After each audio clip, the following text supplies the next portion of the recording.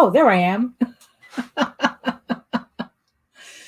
And here I thought I had this down. Okay, hold on. We need to do the disclaimer first. So let's do that. Okay, warning. The following live broadcast may contain loud, obnoxious, shrill, and alarming noises that might be considered disturbing, if not outright uncomfortable to listen to, especially if you are wearing headphones. I share my office space with an African gray parrot and 2 parakeets, and I have no control over their behavior while I am live streaming, unlike my regular videos where I have the opportunity to edit them out as best as I can. If you are sensitive to loud, surprising background noises, I recommend either not turning your volume up too loud or watching my edited pre-recorded videos instead, which I admit I still have to catch up on. I'm a little behind on the making new videos, so bear with me. Viewer discretion is advised. Well, that didn't turn out the way I wanted, but hey, did you like my new countdown? Yeah, I'm kind of chuffed with that. So let's see. Let's just get our show officially started here. Okay. All right. So let's check Facebook. The usual starting stuff, because nothing, there we go. Okay. All right. So hopefully this is working out well. Let me just double check something here. And, okay. Yeah, it's working. There you go. So we're good. Okay. So, hi everyone. My name is Daphne Lage, and I'm a cartoonist, illustrator, and comic book artist from New York. I have been self-publishing comics since 1992, and I am known for the funny animal fantasy Tall Tales and my medieval drama Eagle Raven, Heir of the First Unicorn. And now you know why I have a disclaimer at the beginning of this video. You can read both my comics online at Tall Tales, TAILS online.com, and at eagleworks.com. EGOWORKS.com.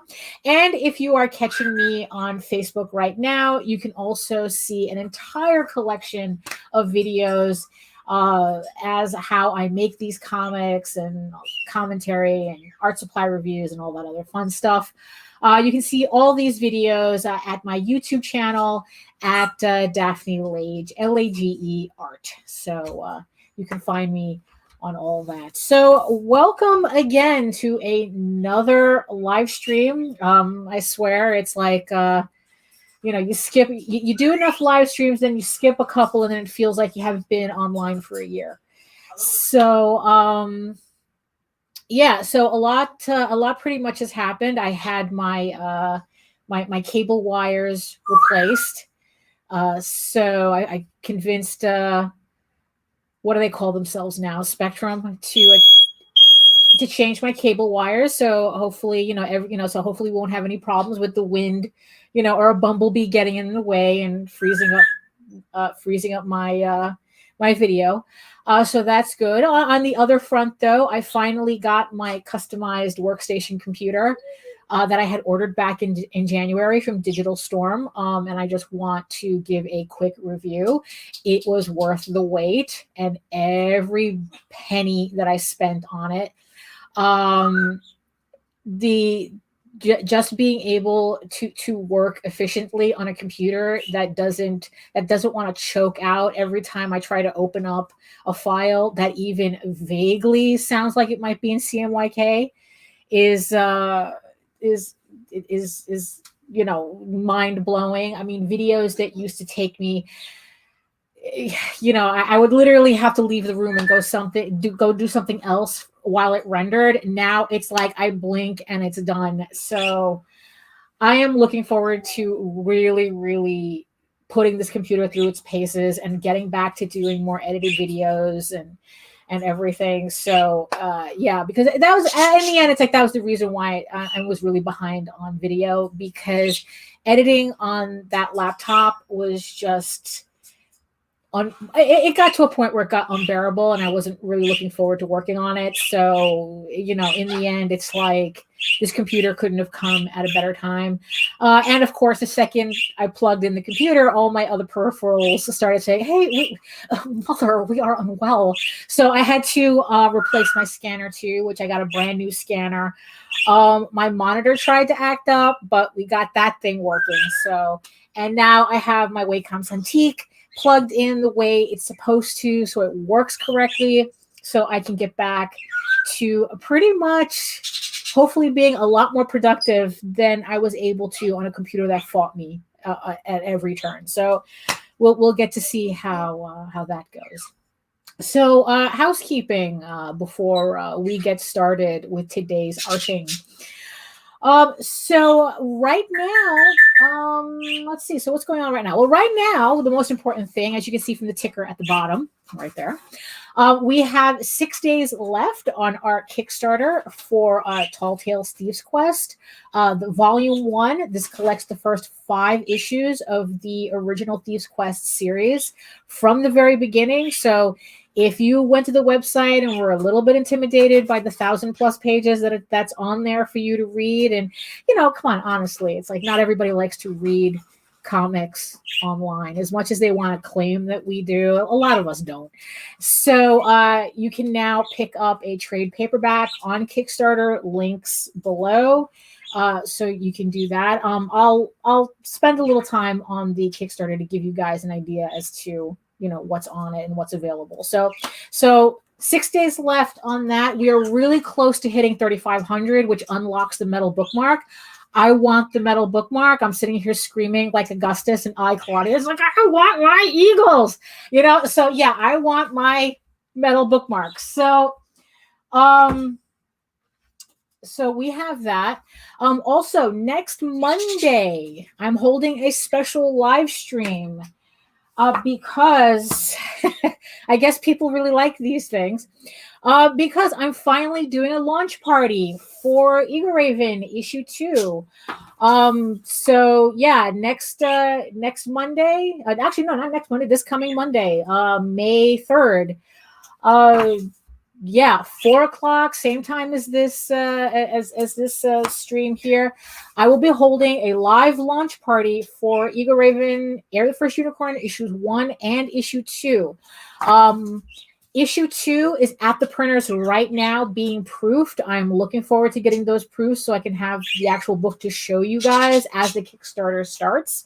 So, you know, I'm really looking forward to that. I was really happy to get this thing finished and colored because, boy, that was getting gothic. And I currently have issue 3 completely flatted. Like I said in the last live stream, there are just some things where you just have to admit you have to outsource. So I'm outsourcing the flatting for pretty much everything now. So I have issue 3 is completely flatted. I just have to put in the shading and, you know, correct the colors, of course, on that. Issue 4 and 5 already lined up to go to the flatter, so I have that done. And I have a couple of short stories that I finished that she's also in the process of flatting. These particular short stories, if you head on over to my Facebook page, I have a 12-page Eagle Raven short story that I'm working on right now. It's a combination of experimenting with different types of art styles and you know, like just experimenting with, you know, doing a short story, doing a 12-page contained story, putting in, you know, freehanding backgrounds, doing backgrounds differently, and, you know, trying to make an interesting story of 2 characters talking. You know, there's no running, skipping, jumping. It's just 2 characters talking, but how to make it interesting enough, visually interesting enough for you want to read about it. So that's on Facebook if you want to check that experiment out, but I'm currently having that one flatted. I might offer up that short story as either a stretch goal or an add-on, probably around issue 4, because that's kind of when the story kind of takes place between issue 3 and issue 4. So look out for that. Also, I have a link I have a link below for Eagle Raven, Heir of the First Unicorn, for the Kickstarter, for the sign up page. So right now I have like 50 something people who are signed up and ready to go. I hope that means we'll start off really strong at the party. So we'll see. So yeah, so we have that going on, so yeah, so right now it's like I actually did my setup a little bit differently in front of me. So if I'm like kind of looking a little here or a little there, it's because I moved my computers. So now it's like I don't have the computer here anymore. It's actually more in front of me, so I can, I'm actually running StreamYard off of Hardwire. So again, hopefully we won't have any hiccups this time, as we usually do. No potatoes, no potatoes. So speaking of Kickstarters and speaking of Tall Tales, so let me show you the Kickstarter as it stands right now. So let me go here. So here is the Kickstarter for Tall Tales. As you can see, we're at 2762, 91 backers. I just want to thank everybody for that. Hey, Jake. Oh, yes. Good sound. Yes. I tested it several times. So yes. Yeah, there should be sound. Yes. Thank you. Yeah. And I can actually read everybody's comments now. If you didn't catch it, I changed my setup, so now I have a proper computer to look at while I'm streaming and not looking like I'm like over here or something. So now I can actually see everybody's comments and pop them up on the screen, in a timely fashion. So here we are with the Tall Tales campaign. Like I said, I want to thank all the 91 backers so far for making this campaign really hopping for us. 91 backers, I think, if I remember correctly, actually breaks our Tall Tales record for the individual issues. I think like our largest, it's like our highest backer count on Tall Tales was, I think, like either 84 or 88. And yeah, as much as I could finagle. Like I said, it's like I had Spectrum change all my wires, and so we should be really good. So yeah, so our highest backer count for Tall Tales was like either 84 or 88, which got blown out of the water by Eagle Raven issue 1 at 133 backers. So that was crazy. And now it seems like we're on that way with the trade paperback for Tall Tales. We already like blew past that 84, 88, whichever one was correct. I mean, 91 backers for Tall Tales. So I just want to thank everybody for that. We still have 6 days to go, and I want my metal bookmark. So let's go through the Kickstarter really quick. For those of you not familiar, Tall Tales is, when I say we started self-publishing fantasy in 1992, this is the book. This is the story. It's Thieves Quest, and it's a fantasy adventure, sort of like in the vein of if Disney did Lord of the Rings, and it centers around these six characters here who form the main band. They're sent on a quest to find the stolen Great Seal of Iberion. And they think it's, and then of course they go into this quest thinking it's going to be, easy peasy, the mistake that, seasoned adventurers tend to make. And they find out that it's not. And they become, as it says here in their quest, they become unwittingly entangled in a bitter war between the rats and the trolls, and soon must learn what their own characters are truly made of. And this is the full cover. That it's the same cover that I used for the original trade paperback that we released years ago. And what I did was, because it worked, it still worked. It's just that the coloring just needed updating. I beefed up the inking, added the characters in the background, the troll and the rat, just to give it a little oomph. And yeah, it still holds up, and I'm really happy about that. So you get a whole new cover.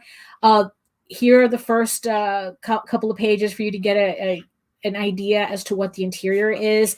As you can see from the fact that I showed the actual book, I mean, this book is ready to go.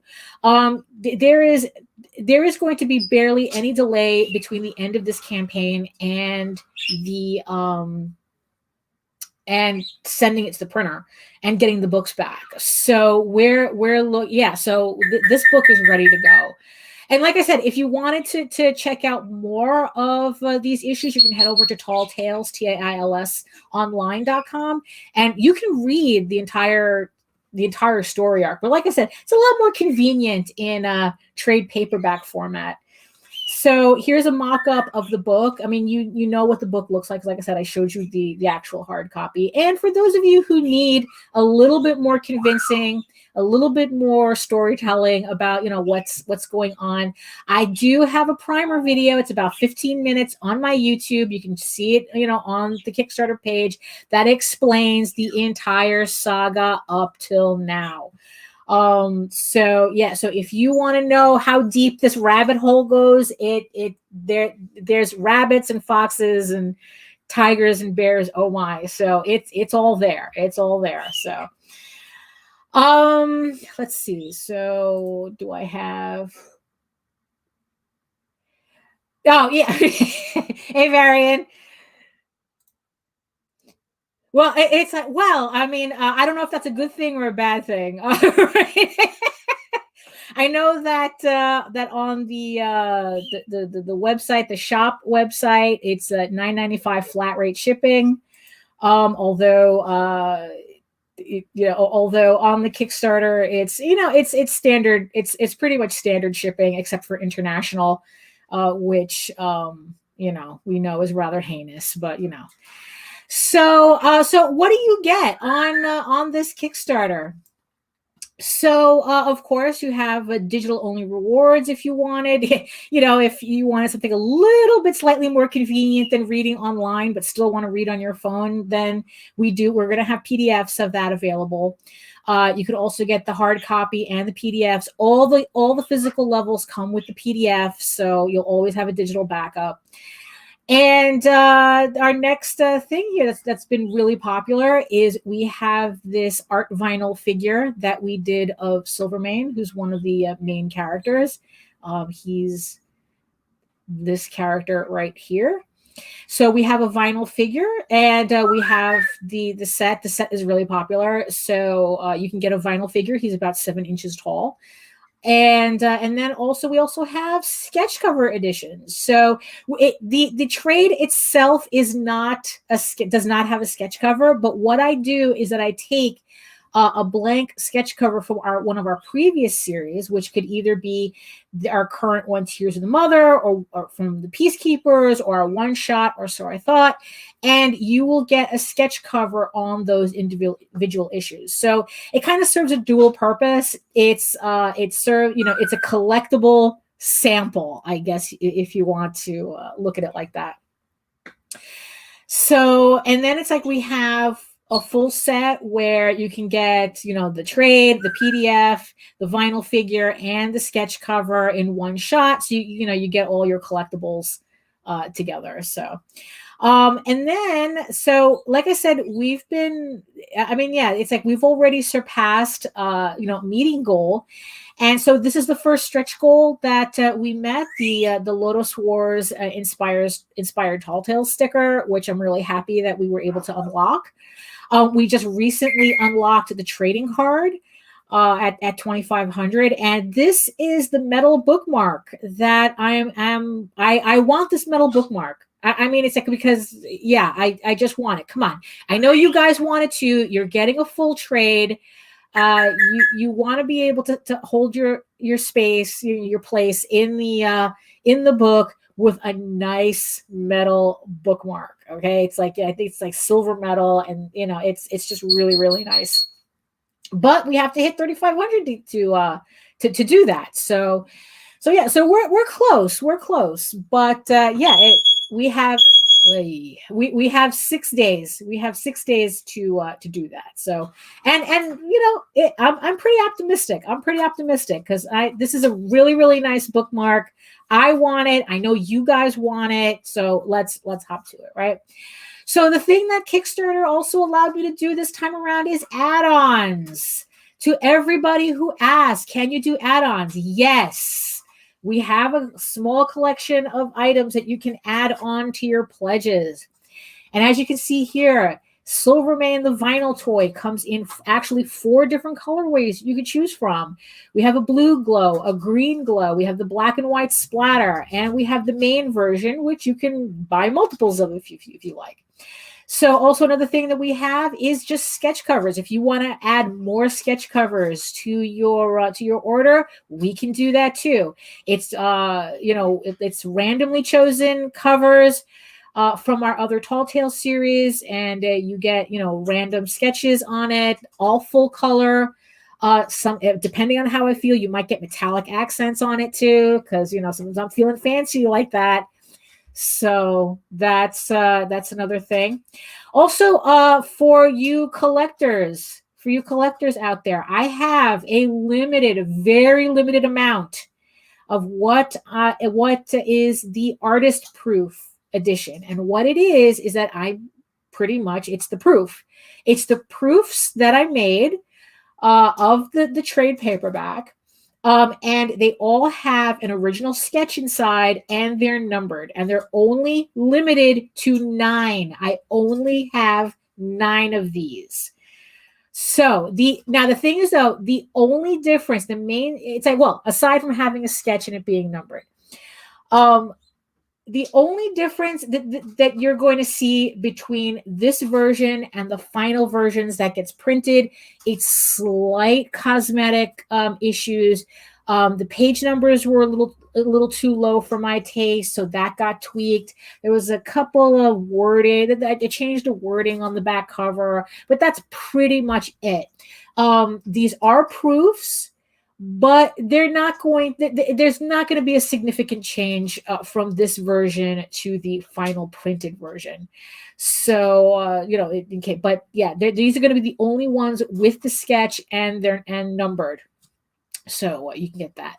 Also, if you wanted to just get random copies of our other Tall Tales series, you can do that too. These are, if you just want to sample out, if you just want to sample any of the other books that we have in the series, this is a way to do it. It's like, you could get a virgin cover too, because that includes some of the variants that we did, and it just doesn't include the sketch cover variant. It's like, so you're either going to get a regular version or a sketch or a virgin cover, which just means that it doesn't have any of the logos or anything on the cover. It's just the cover artwork.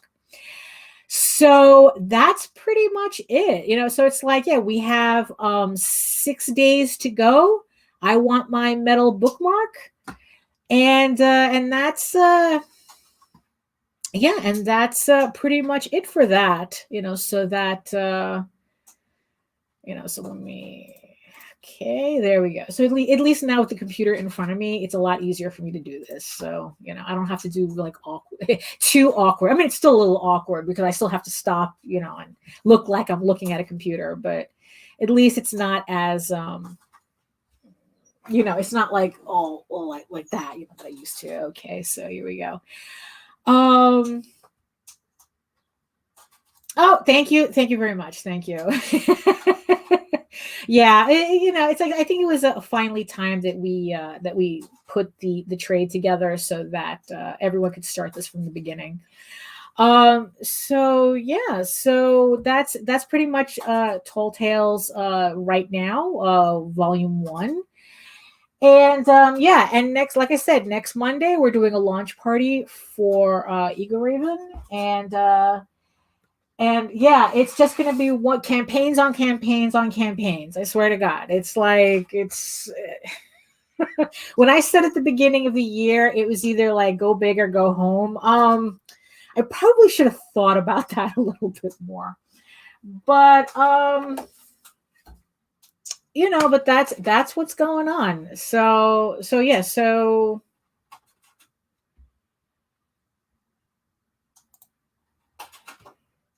you Raven screen. Oh, was this what? What? Can you clarify that? It's like, you know, I'm not getting I mean, we are having a launch party next Monday, so maybe you can clarify it then, you know. So it's like, I don't know. Okay, so let's see. So right now, okay, so I guess that's pretty much it for housekeeping. I wanted to make sure that you guys knew about that. Like I said, campaigns on campaigns on campaigns. I swear, it's like I'm a Knight Templar right now, you know.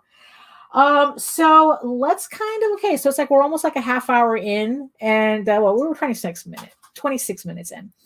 So let's kind of get to the art, because I know in the end, you know, that's what you guys came here for. It's like you really didn't come here to hear me babble about, you know, stuff. So we could still do that. We can still do that during the stream, but you know, you guys want to see artwork, so let's okay. What just disappeared? Yeah, because this thing is on auto timer. Okay, you see, that's why you have to clarify, because I didn't know you were talking. You were actually looking behind my shoulder. Oh, did I accidentally turn this on? What is that? Come on, wake up. Yeah, that's no, it's just it's just the my screen thing. It's just the character lineup. I guess I mean, yeah, I guess I could release it as a screensaver if everybody wanted it. So yeah, so what Varian is talking about is my Eagle Raven lineup here, and yeah, I guess, right? Yeah. Thank you. You know, at least somebody has to enjoy it, right? So yeah, so what Varian is talking about is my little screensaver bag here. I mean, I didn't even think about it that people would want this. I mean, do people really do screensavers anymore? I mean, I guess, right? So yeah, I mean, we could do that too. Yeah, so let's figure that. You know, let me figure that out, how I'm going to do that. You know, whether it's like, oh, should it just be something I give away? Oh, maybe we can make it something like you know, you sign up and, you know, everybody gets a screensaver, you know, or something. You know, well, it's not a screensaver. It's just the image, the whatever they call it, the desktop. So okay, so yeah, so let's get to some artwork here, because I want to preview something just to show you like how far ahead I am on these projects. Like I said, Eagle Raven 4 and Eagle Raven 3 is flatted, completely flatted. 4 and 5 are prepped for flatting. So I'm really looking to start on next year's campaigns this year. So this is what's so this is, in the end, it's like what's going on right now. So this is where my head is at. We're almost at the end of April. I'm just finishing up one campaign, about ready to start another one, but my brain is in December. Okay, and this is what's going on. So this is a piece that I just finished recently. This is the cover. It's going to be the cover to Eagle Raven, Heir of the First Unicorn, Volume 1, the collected 4-issue trade. So yeah, the trade's going to collect issues 1 through 4, full color, and it's going to be, I'm looking to have that campaign in January.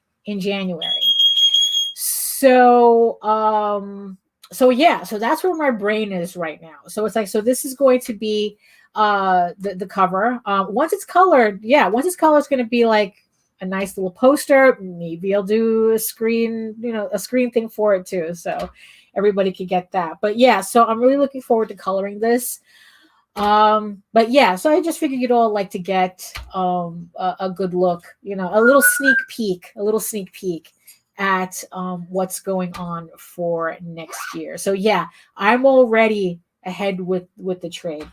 You know, if it's one thing nobody can confuse me for, is being a one-hit wonder on Kickstarter. Okay, it's like this has been decades in the making. I don't have time to be a one-hit wonder. It's like you're getting a series. You're getting a series. So what are we doing? What are we doing today? So on top of campaigns on campaigns.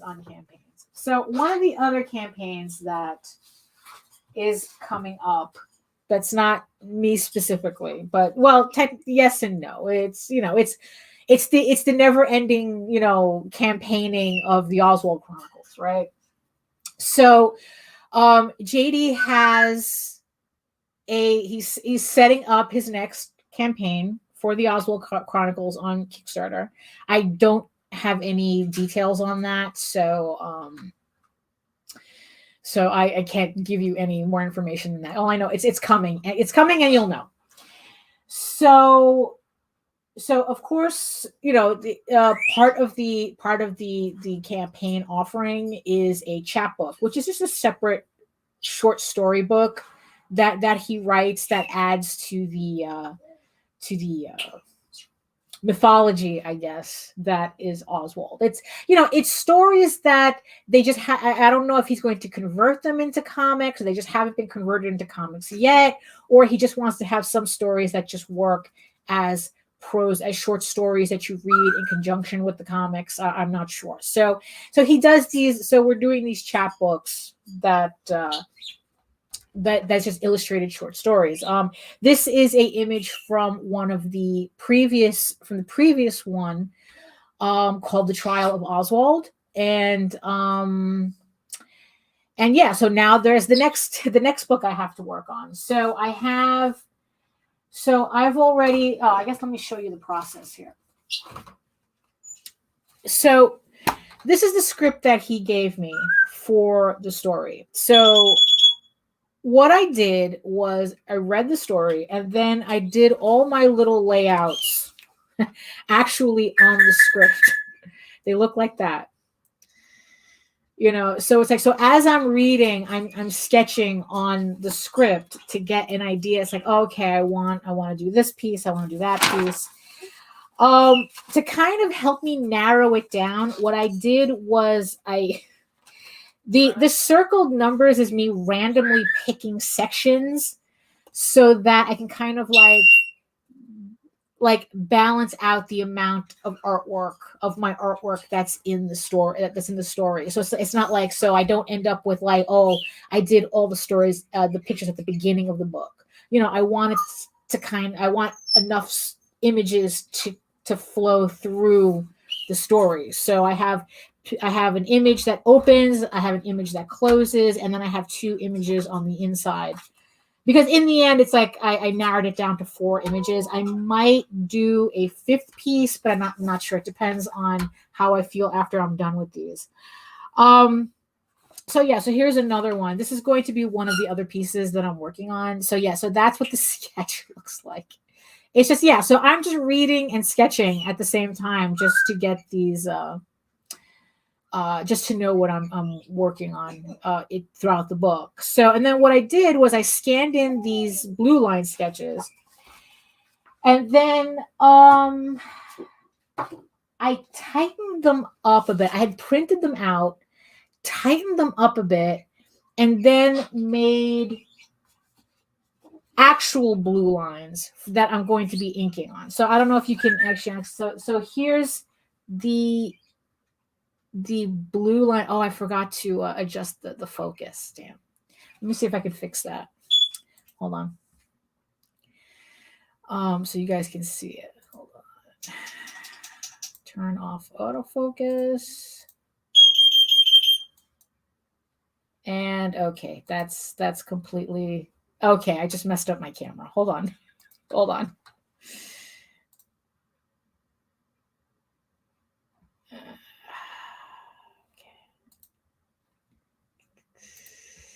All right, I'm might have to remove this camera and bring it back in. Hold on. Okay, focus. There we go. Let me turn that off now. Okay, let's see. Okay, yeah. All right, so there we go. So as you can see, this is the blue line that... Oh, yeah. Let me explain something carefully. So this is the blue line that I printed on the actual paper that I'm going to be working on, so that when I ink it, this is the paper that the Rapidographs can actually work on.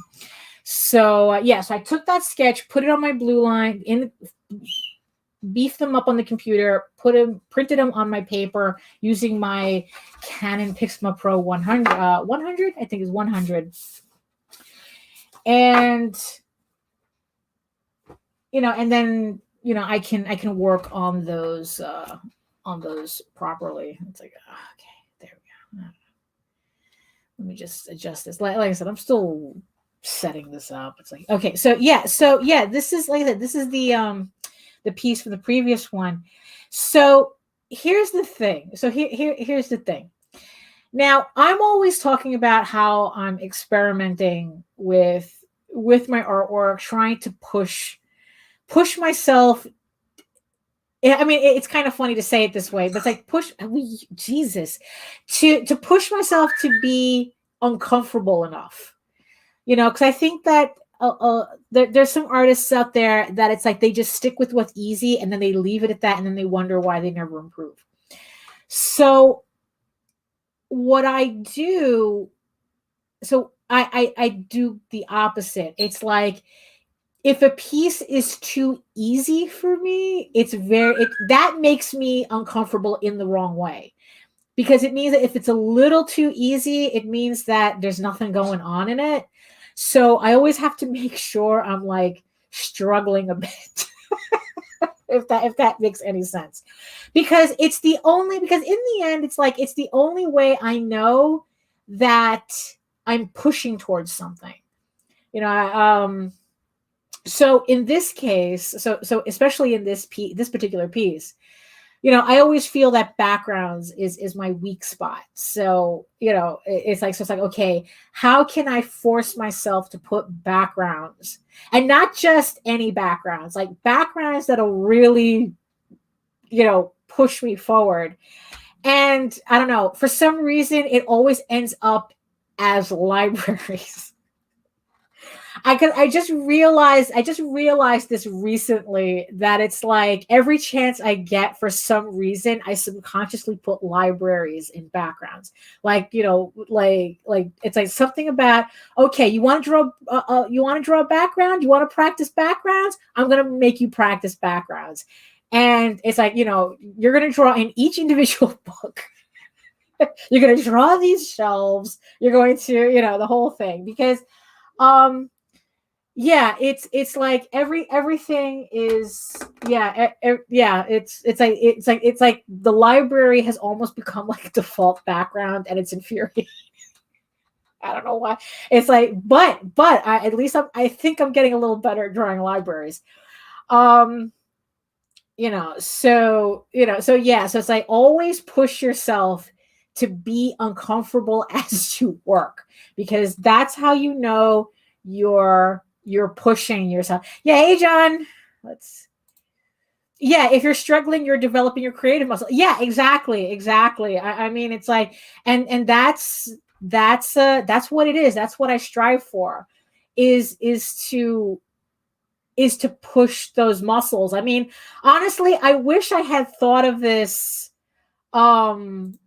when I was younger, it probably would have been better for me to have known this now. But, look, it's like, you learn things when you learn things, it's like, whatever. So that's, all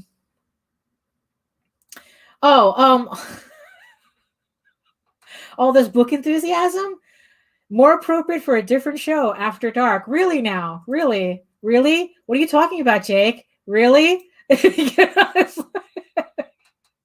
I mean, it's books. We're just talking about books right now.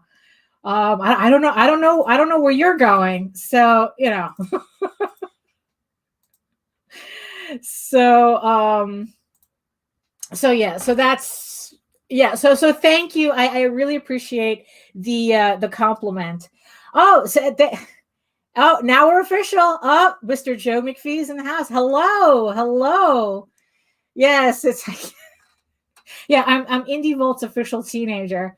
It's like, I swear to God, that the person who literally thought that I was in my teens is definitely not watching me on an HD TV. They're not watching me in high def. So I can forgive them for that. You know?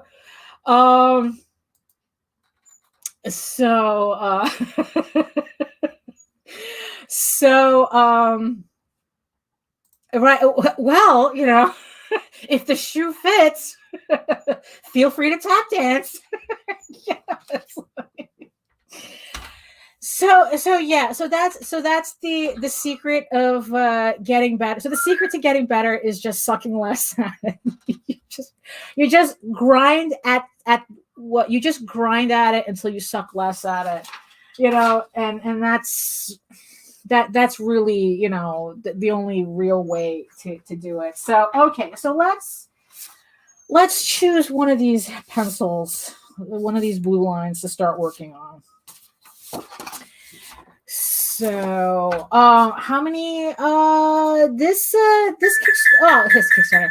This usually I run the streams of about 2 hours. So around like 6 o'clock my time, I'm going to wrap it up. I do have it's only because I do have another live stream I have to go on later, so I would at least want to have a buffer between the two streams. But even when, I mean, the launch party on Monday, I'm probably going to try to keep it at 2 hours, depending on how it goes. I am doing artwork specifically for that live stream, so we'll see. Oh, and by the way, it's like, also, if you don't know, on that Kickstarter, on that Kickstarter launch party on Monday, I'm going to be doing a piece that for everybody who pledges during the 2 hours or however long I'm on the live stream, everybody who pledges during the live stream is going to be put in a raffle to win the piece that I am going to be doing on that live stream. So just so you all have a heads up, if that's something you might be interested in.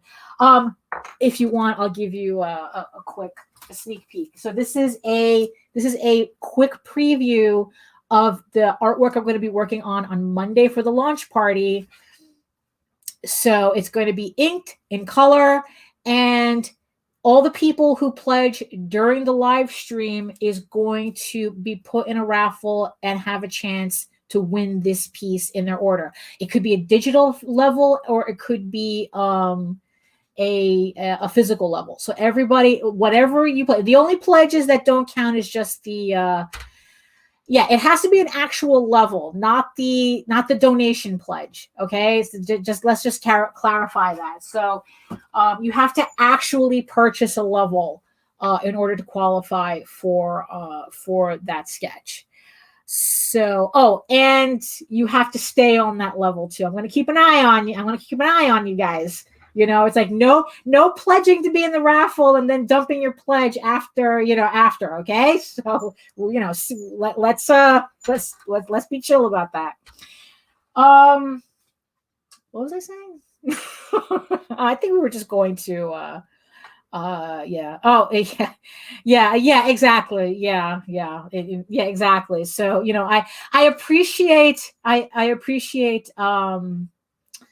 the thought that I'm way younger than I really am. Right. Thank you. Yes. And yeah, in both sense. So, so it's like I appreciate being thought of as a lot younger than I really am, but let me put it to you like this. You see this? I I was there when this was new. Okay, if you know where this dragon comes from, I played this game when it was new. So just to give you an idea, just to give you an idea of what we're really talking about here. Like I said, appreciate, but really, let's keep it real here. So okay. Okay, so let's get to some artwork, so it's like it's already 45 minutes in, so okay. So let's see. So like I said, this is for a piece for the Oswald Chronicles for the next campaign. Oh, and if anybody is asking, no, I do not sharpen my pencils by chewing on them. This is actually a really, really old school way of sharpening pencils.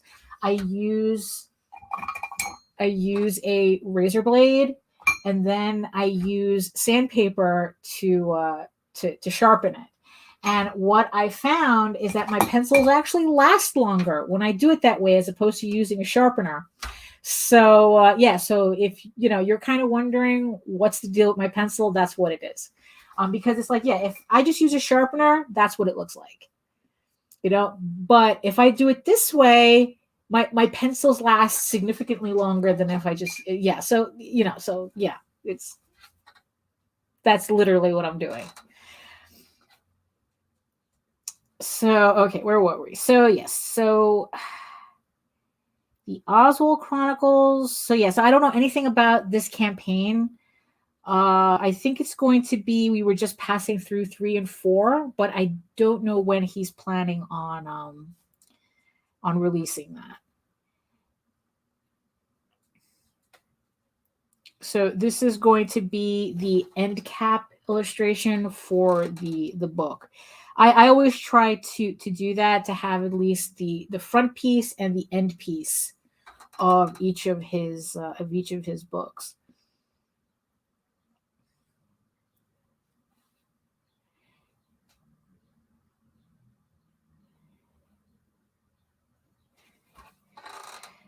And pretty much the end. Oh, and what's going on in this particular piece is that Oswald is meeting his grandchildren for the first time. So that's what's going on in the piece right now.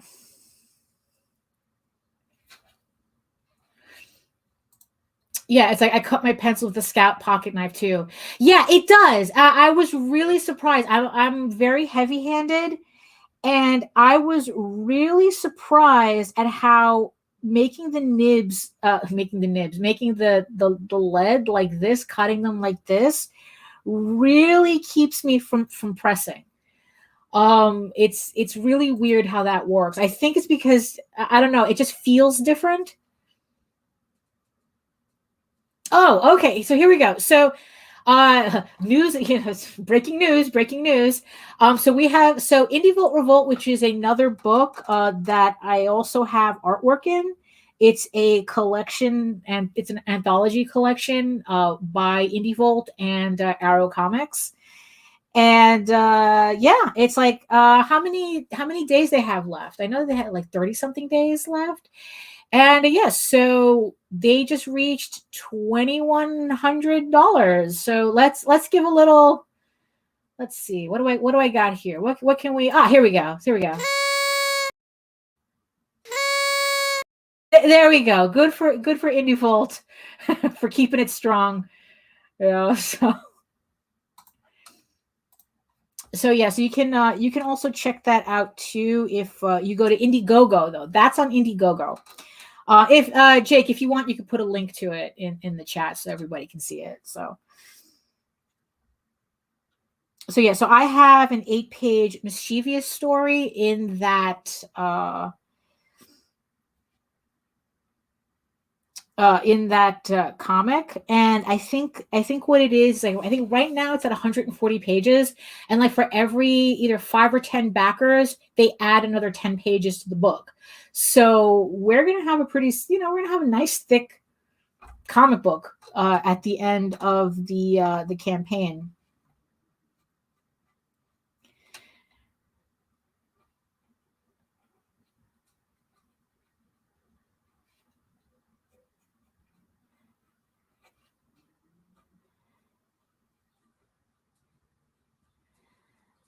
So yeah, like I said, it's like it's just one campaign after another.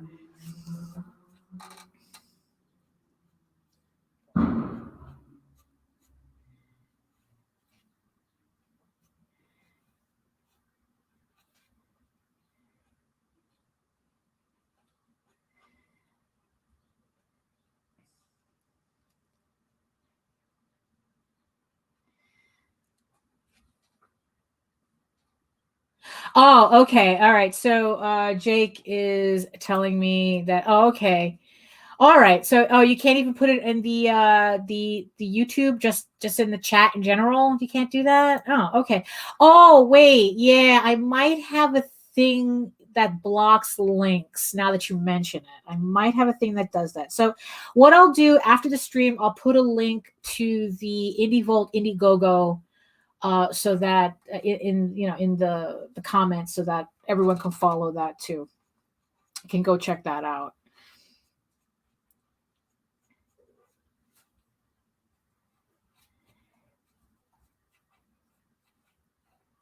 Yeah, because it's like with with YouTube, it's like especially lately there's been a lot of like porn links getting, I guess, like dumped in the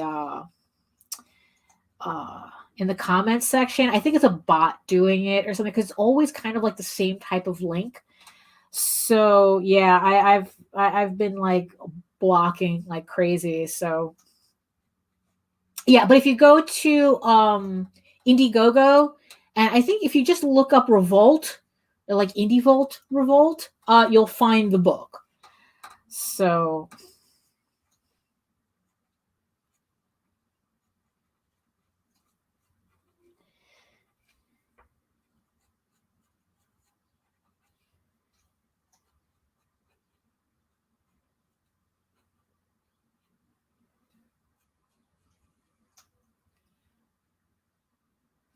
oh yeah, those, yeah, the timestamp bots are the words. Yeah, that's exact. Those are exactly the ones that are popping up.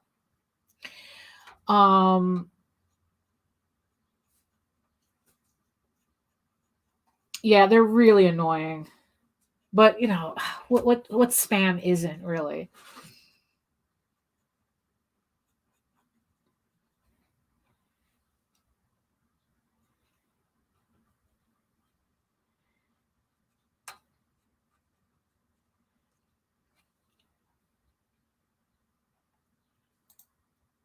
Oh no.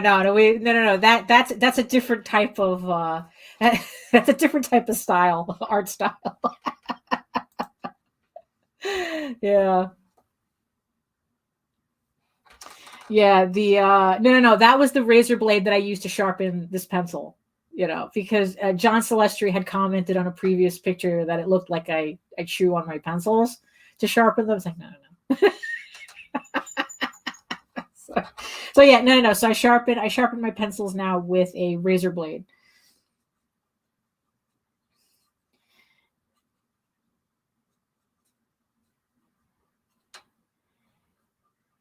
If you want to see it. So it's like, yeah, so this I use the razor blade, and then I roll the tip on the sandpaper. And like I said, it makes my pencils last a lot longer. And like Jake said, it keeps me from being heavy-handed with the pencils. For some reason, it's like, I guess it's like the lead, the graphite, whatever this thing is being exposed the way it is, keeps me from pressing. So it it's those strange old school things that still work, after they work for a reason.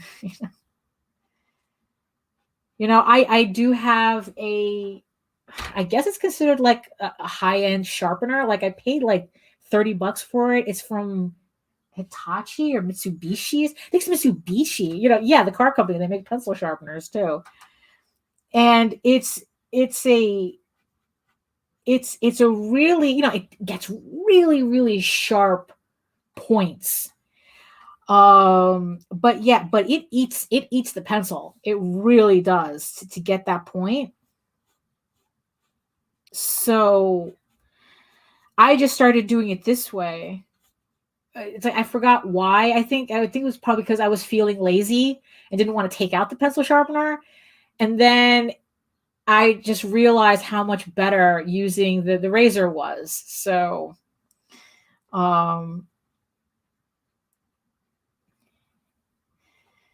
so it just ended up sticking.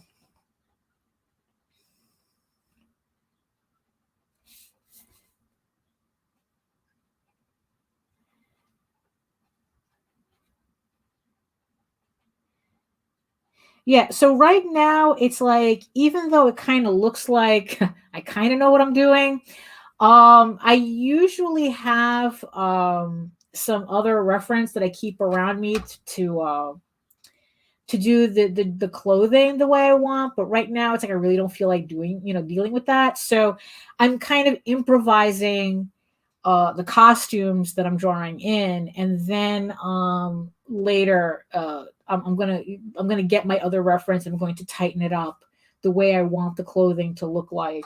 It's not that much off right now, so it's not, you know, it's not bothering me. Um, but yeah, I'm just going to just put in, you know, just kind of like literally sketch it in and then fix it later.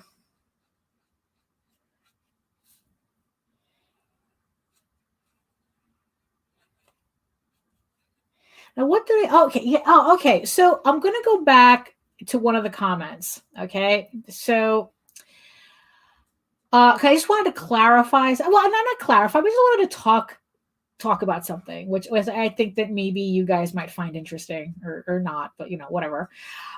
So what they are, okay, so have you read my comments in the last video? Actually, I kind of did. I was cleaning up those bot links and I came across some of your comments in the video.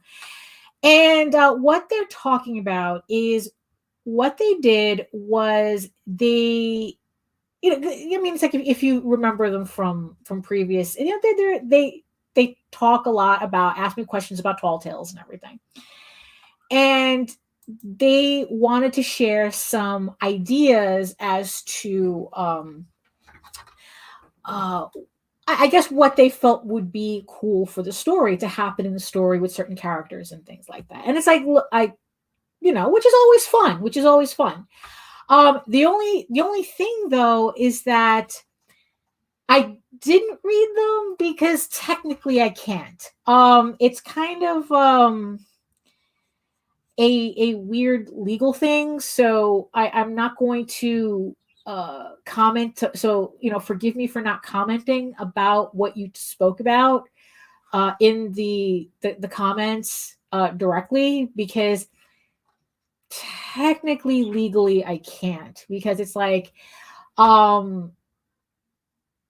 yeah, it's one of those weird areas. It's like, well, okay, there's a couple of things. JD, the story is pretty much he already has it mapped out already. I have nothing to do with the writing. So and he already has it mapped out. So he doesn't look for any outside sources for ideas because he has the story already done. And I don't want to be influenced by your ideas for the book, you know, inadvertently, because it's like I said, it's a weird legal thing. So however, what it did the whole thing did remind me of, right, is the whole idea of fanfic, right? Of doing, taking like usually it's mainstream media stuff, but this kind of like I think falls into that category too, where it's like you take these characters that someone else made and you kind of like put your own spin on it, but it's still those characters, right? So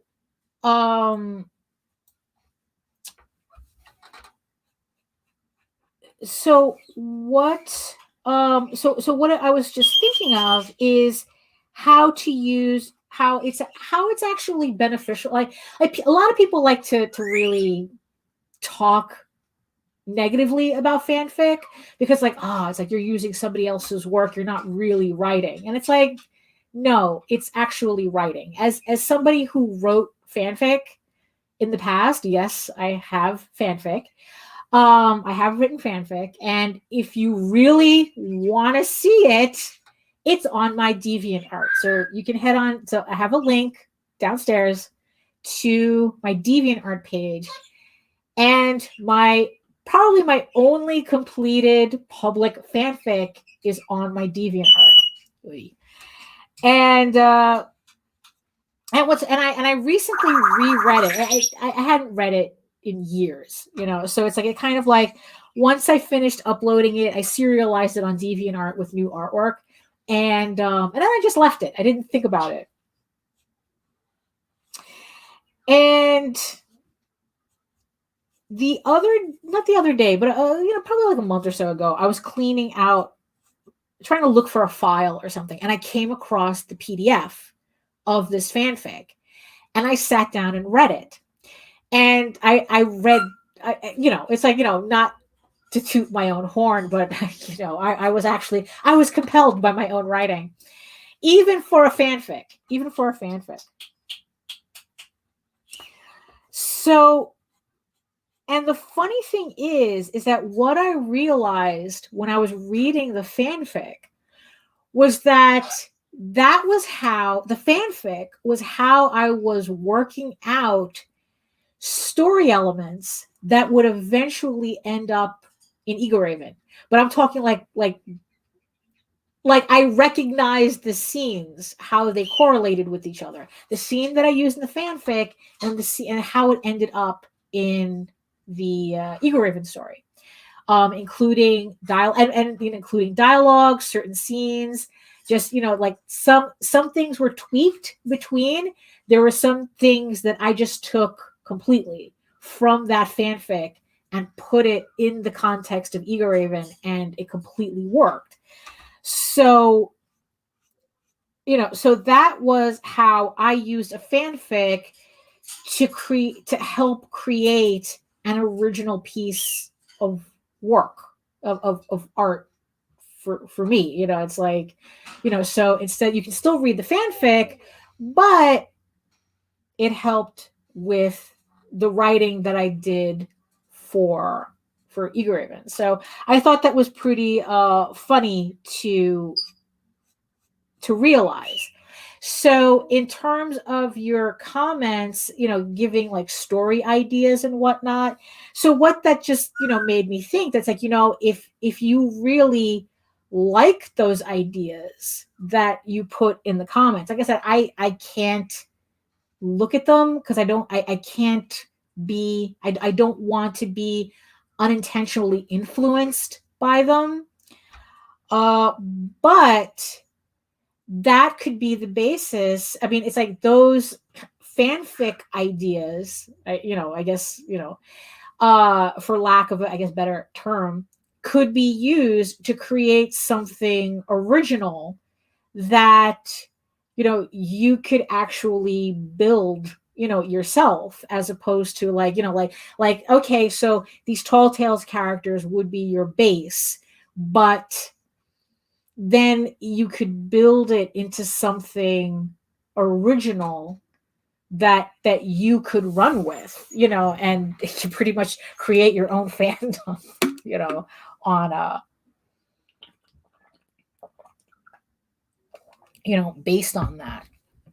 So yeah, so that's what it. So yeah, so that's what it reminded me of when I saw your comments. Well, I saw your comments and I knew what you were talking about, but like I said, I couldn't get in depth into them because of it. But yeah, but it's like, because if you have some good ideas, why waste it? It's like, that's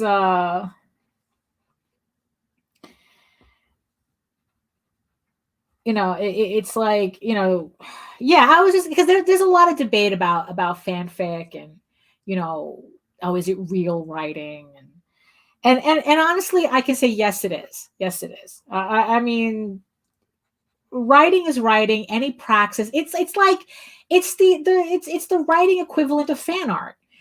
I mean, it's like, yeah, there are people who say that fan art is not real art. It's like that whole, why do you waste your time drawing other people's characters? But honestly, though, people in general are more accepting of fan art than they are of fanfic for some reason, which is really strange. Hey, Nita. Hey, Nita. We were just talking about fanfic, and especially writing. About how writing fanfic can actually help your original stories. And I was just talking about the fanfic that I sent you, because I thought you'd get a kick out of reading it. So yeah, so it's like, yeah, so I found that strange that um yeah, no, really, I do too. I used to read that stuff all the time, all the time. It's like, mostly back in the live journal days. That's how far back. you know and there was a website called fanfic.net. That's where I would get everything. Now everything's on AO3, so, or which is Archive of Our Own. So it's like, I haven't been there. It's like, right now what's really funny is that ever since I started really, really working on Ego Raven seriously, and doing these campaigns, and getting all this work out, I have been finding it really, really hard to be able to concentrate on other people's work, in terms of entertainment value. Oh, thank you. So I had sent Nita this fanfic, like I said, that you could find on DeviantArt if you want to read it. And if you really want the long and short of it, let me put it to you like this: it's of course it's a Secret of Nim fanfic, because of course it is. So yeah. So yeah, so like I said, if you're curious about it, it's on DeviantArt. I would love to be able to do like some kind of like special hard copy, some edition of it, but yeah, I'd get into trouble for that, or I don't want to get in trouble for that. Because it's like, it's all fun and games until a corporation thinks you're making money off of it. So, but yeah, but my whole point is that, like, first, that fanfic is looked down upon, while fan art, you can get anywhere, and like, nobody thinks twice about it. Like, it's kind of weird. Like, I could draw a picture of Deadpool and nobody thinks anything of it, but if I write a fanfic of Deadpool, all of a sudden I'm a weirdo. So I don't know. I don't know. I don't know how that works. Oh, thank you. Yeah. Yeah. So again, check it out on DeviantArt. Yeah. It's like, let's just say I go whole hog on the copyright infringement. So okay, so where were we? Okay, so at least we got one character. So at least we got something on this piece done. Oh, right. Oh, the way I would do it. Yeah, I was like, no, it's like, yeah,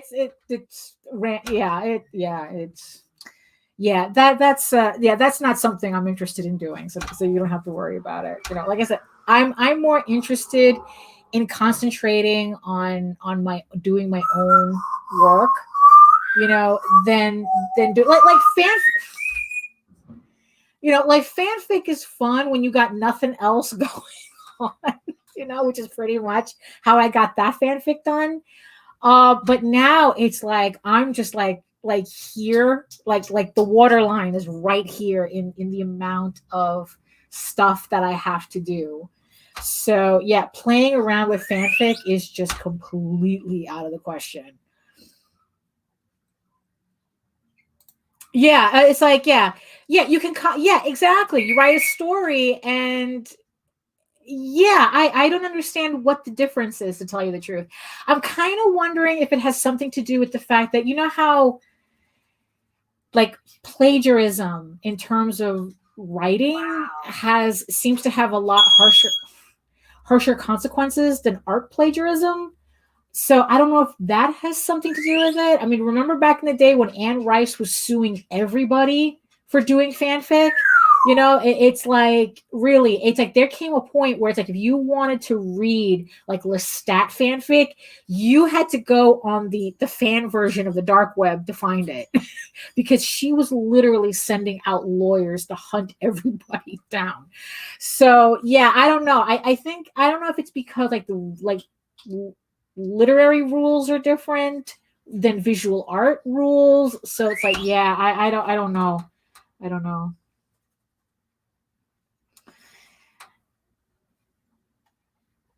Yeah. Yeah, I'm just gonna flash this a little bit. Yeah, really. I mean, it's like, and I kind of think, I think like now she's trying to like calm down about that, but it's like, oh honey, nobody gives a crap about, you know, Lestat anymore, so you don't have to worry about it. Nobody's writing fanfic anymore, you know, about Lestat. So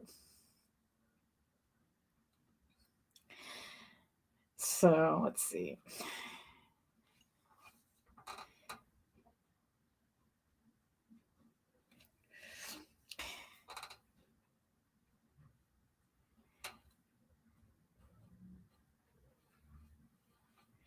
Oh yeah, but part of that too is not just fanfic though. I just haven't been able to concentrate on anybody's stuff. So it's hard. It's hard. I still have that Witcher novel. I got the last wish. You know that yeah, no, exactly. Exactly. Yeah, sorry, Anne Rice. It's like we moved on. Yeah, it's true. That's what happens. It's like, you know, she kind of realized too late what a rabid fan base can do for you, and is like, oh well. I mean, she's rich. She's not that concerned. You know, it's like, you know, yeah. So I still have that Witcher novel that I have to start. I still have to get through my Fafard and Grey Mouser novella that, you know, I'm still stuck at the very beginning. I mean, it's horrible. You know, it's like, you know, it's like I'm so wrapped up in my own world right now that it's crazy. I mean, and in a good way too. It's like this is like,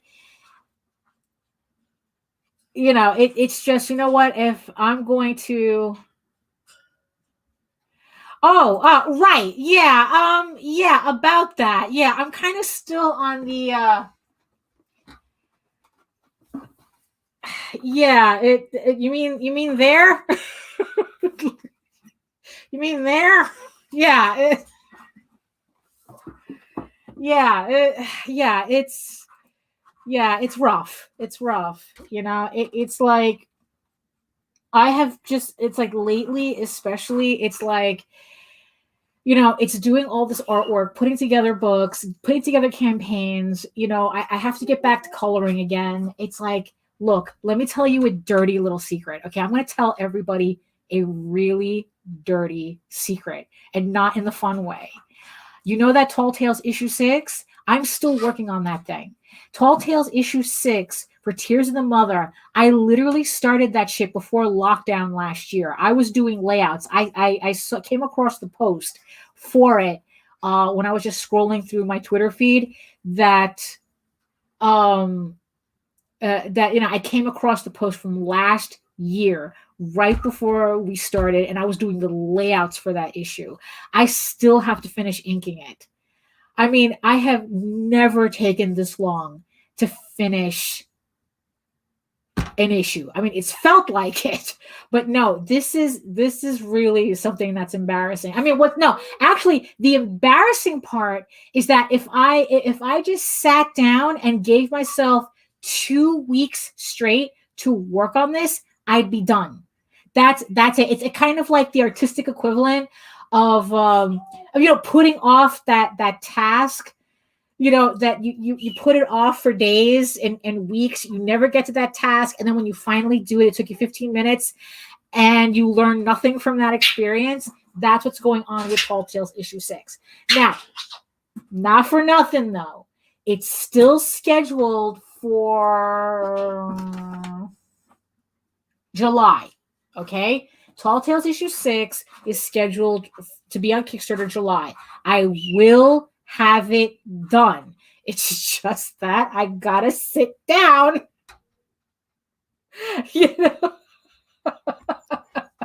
I just gotta sit down and just concentrate on it and just finish it.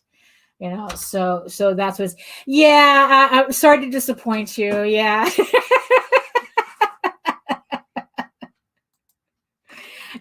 It's just that people, it's like they keep telling me that, it's like I keep getting called like a workhorse and stuff, and beast mode and all that stuff. And then it's like I have this poor little book just sitting in a corner. It's like, can you get to me next? Can you finally get to me?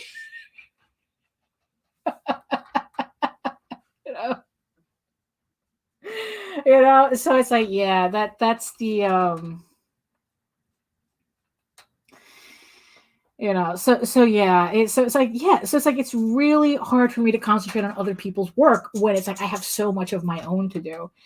Although I have to admit, though, the only thing that I've been watching kind of semi-regularly, but that's only because JD is watching it in the next room and I hear it, and sometimes it's so crazy I have to get up and go watch it with him because like they did not just say what I thought they said. And it's this show on HBO Max called Generation Hustle.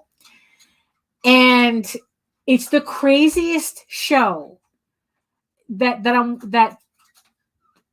what it is, it's literally a show, because you'll know the show American Greed. I forgot what channel that's usually on. I don't know if that's on Discovery or one of these other side channels. That was like a show that we would always end up watching when we were at conventions. It's like without fail. I mean, no, really, we could be at like freaking Disney World. Jose would turn on the TV, and there's American Greed. It was either American Greed or Cops. Those were the convention shows. That we would end up watching. After a show, you're in the hotel, you have no idea what to do yourselves. You turn on the TV, and it's either American Greed or Cops. So American Greed is a show about high-end scam artists. The guys who live in luxury and the Bernie Madoff types. So Generation Hustle is about the low-end version of that. Although the WeWork episode was obviously not, but up until you get to the WeWork episode, it's all about these people who get into like these low-end petty scams, and the way they get prosecuted, you would think they were murdering people. Over $200,000. It's like they're ripping off, other rich kids or something, and they're being sent to prison for 15 years or something stupid like that. It's like over, so it's just like, it's like we just ended up watching an episode about this guy. He's 17 years old. He scammed Atlantic out of a $10 million contract, and he's still going. Like he has. I mean, this guy admits even in his music all the crimes that he committed. He talks about it, and they have to bleep him out, saying that what he is describing is illegal. And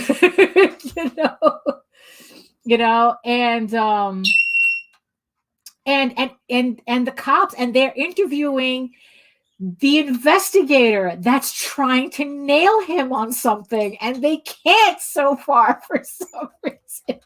I mean, this is a man who's admitting his crimes, but I guess the way he does them, the cops really can't go after him, or they won't, or they're waiting for like a big fish moment or something. It's weird. So the episode literally ends with him just like, yeah, I'm still living my life.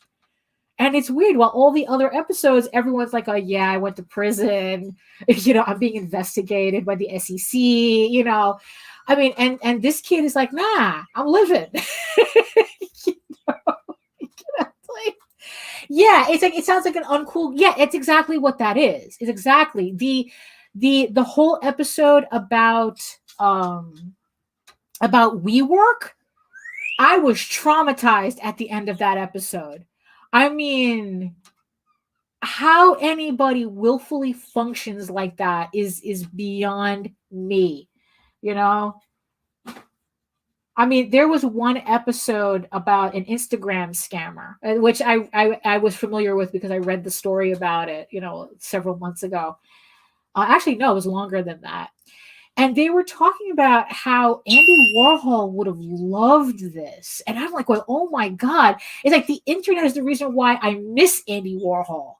I mean, it's like, this is a guy who he invented the idea of 15 minutes of fame, and the internet just cranked that idea up to 11, and it's just like, it's really, if you can catch it, it's like, really, I had forgotten all these years how HBO is on point with their documentaries, for real. It's like, I thought Vice, had it running for a while, but no, HBO is the king of these documentaries. So yeah, so if you can catch it, it's called Generation Hustle.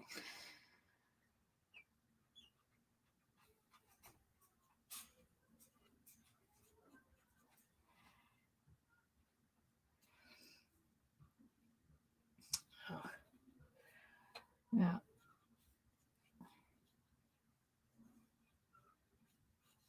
So I have to admit, right? So here I'm drawing.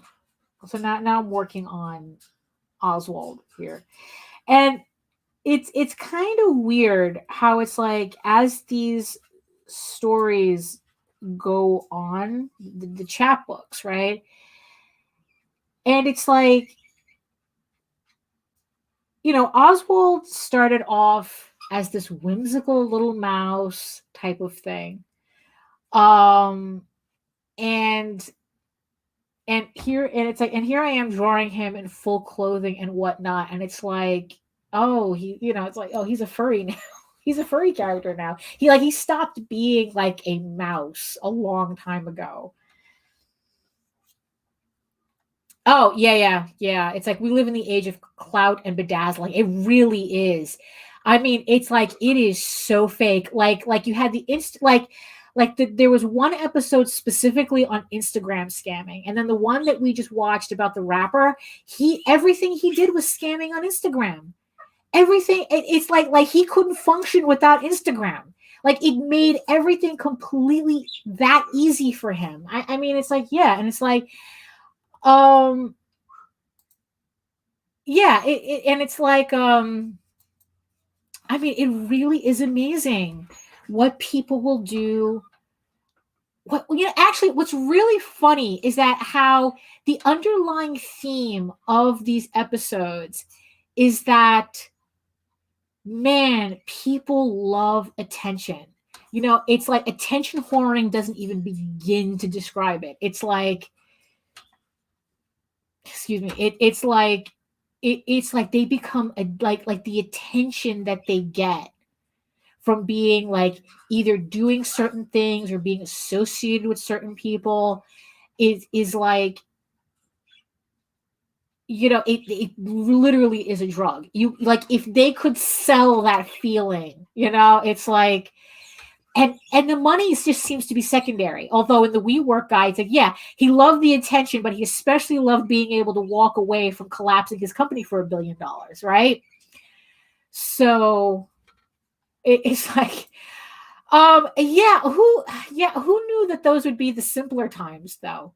Those would be, it's like, oh, food pictures and cat pictures, and and things, it's like, who knew? And it's like, yeah. And it's like, and it, and the idea would be funny if it wasn't for the fact that you go on a trash site like Twitter and you kind of see the dark side of that, where it's like people are addicted to the attention, but it's like super negative attention. It's like the more negative the attention, the more addicted they are to it, because I guess then it trips the persecution complex.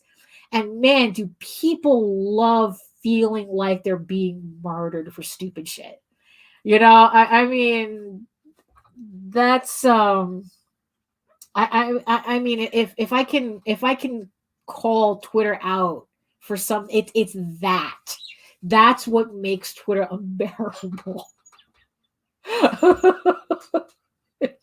It's like, it's like, I mean, the discourse that I see on Twitter is just, I go, there is no way you believe this for real. That's literally what I see. It's like people say, I mean, it's like, it's almost like a competition to see like how absolutely purposefully obtuse and disingenuous you can be. Like, how can you take someone's innocuous tweet and twist it? How far can you twist it into making people think it's implying the most vile thing possible? I mean, it's like a competition. It's like, I really, yeah, and it's a kind of like and it's like, and I don't understand why. At least the people in the documentary, there's still money in the end. It's like this, they're all scamming. It's like, yeah, they love the attention, but in the end, they're still scamming for money. They're still scamming for luxury goods. They're still scamming. I can understand money. I can't understand clout. I guess that's what I'm saying here. It's like, I can't understand that, especially clout. That, what do you trade that in for? I mean, I don't. I mean, at least with Bitcoin, you can buy coke and hookers online. I mean, it's like, what can you get with clout? What does clout buy you? Oh yeah, yeah. I mean, you know what it is? It's like what I learned. Yeah, exactly. It's what I learned is you really do have to curate your experience as best as you can, as best as you can.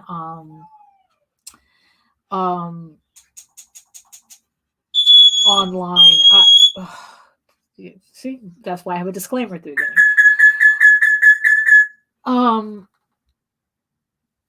Yeah. Yeah, it's like, it. It's like, yeah, it's like, I mean, at least that I can understand. I mean, it's like, once there's certain people who are troublemakers, you really got to cut them off quickly. It's like, you can't, it's like, none of this, it's like, oh, I don't block people. It's like that shows you can't handle discourse. It's like, what these people are bringing into your timeline is not discourse. It's bullshit. And I don't need to eat that. Okay. I don't go online to eat shit. I don't go to Twitter to get my news. So I don't need to worry about whether I'm in a bubble. It's like, it's like, no, it's like, you're being stupid. It's like, if I want news, I go to Reuters, I go to Associated Press. It's like, I don't get my news from some ranting rando on Facebook. It's like, no, that block there, it's like one button. That's all it takes, because really, it's like, or else you're just going to go mad. You're just going to go absolutely mad online. I mean, it's like really, especially with what people want to argue about. I mean, it's like I posted on Nita's timeline. It's like there's some people that they confuse a pile of dirt for a hill to die on. And it's like, are you okay? It's like, don't you have things to do? But in the end, that's what it is. They don't. It's like, it's like they have nothing to do and all day to do it. So, so yeah, it's like never feel sorry blocking somebody, or blocking people. It's like, look, it's like, like I said, it's not real discourse. It's not real debate. I don't go online to debate. I go online to just post shit on my timeline and leave, to promote my comics, talk about art, post art, maybe drop a shit post here and there. And that's it. I'm not here to debate. I'm not here to talk about, anything other than that. I'm not interested in hearing, some random person who I've never heard of them before, it's like who are you? Why are you in my house? It's like, really, that's kind of how I look at it. It's like, you're coming to me. Who are you? I didn't call you. Why are you coming to me? So, yeah, block, one button. There you go. It's like, oh, okay. You wanna act like, oh, she blocked me. It's like, you want a fucking trophy too? I can give you here's a trophy. Here's a trophy for you. It's like, yeah, go celebrate being blocked. Okay. It's like, look, I'm personally blocked by Roseanne Barr. It's not that big of a deal. Okay. So off with you, if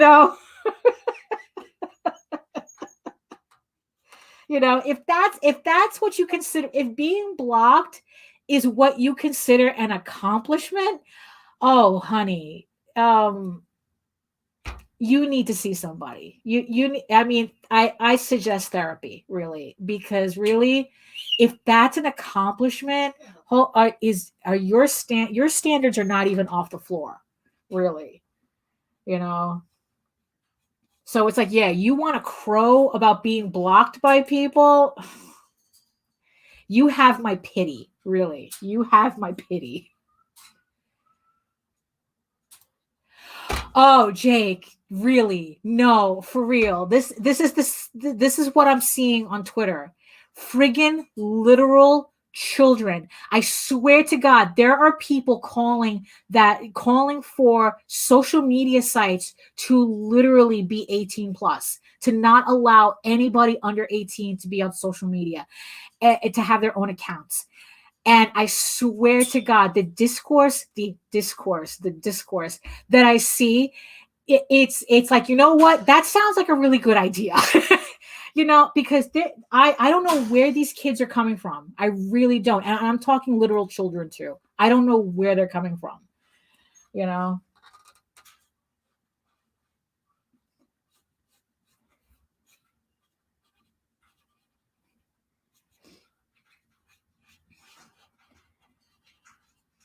Because really, it's like,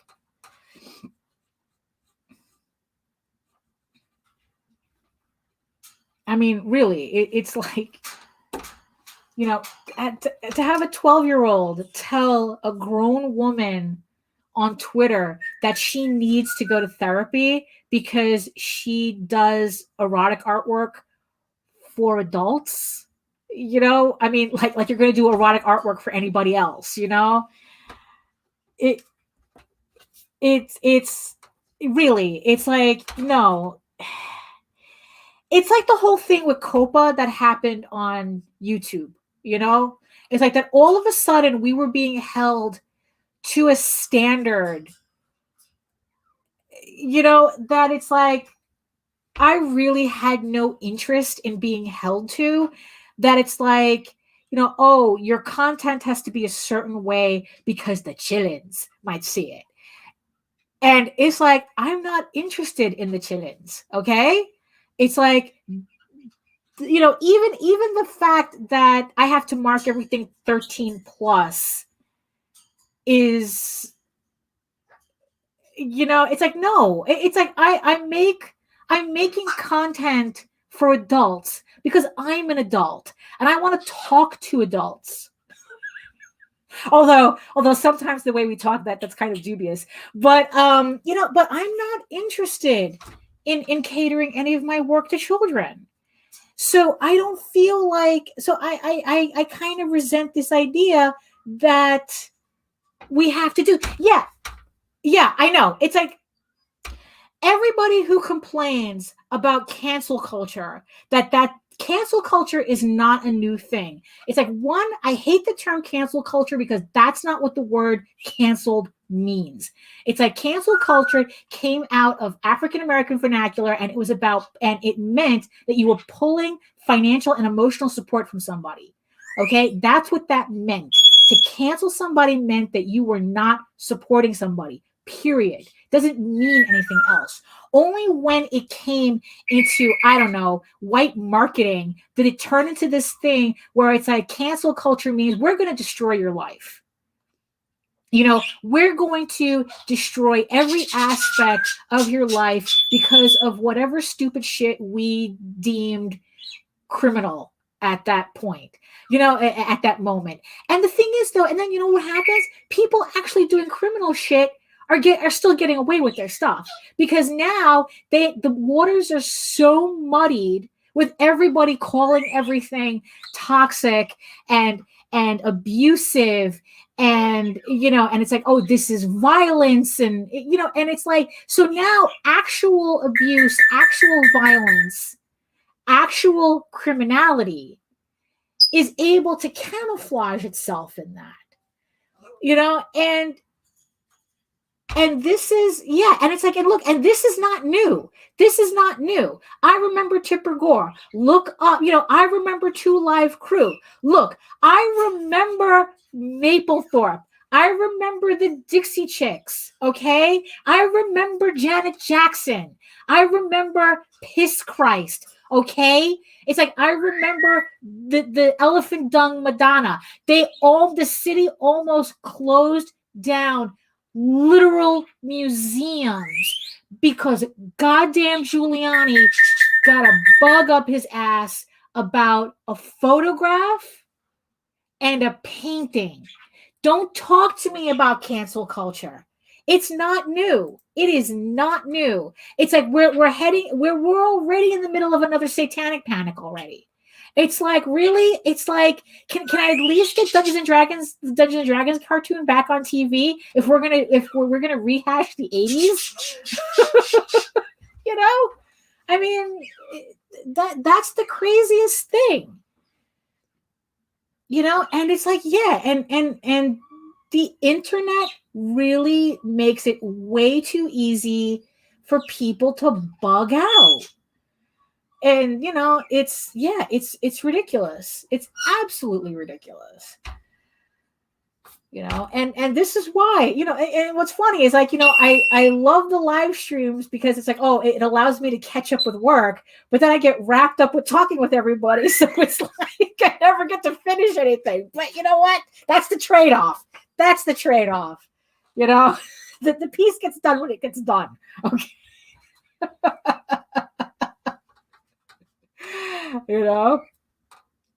So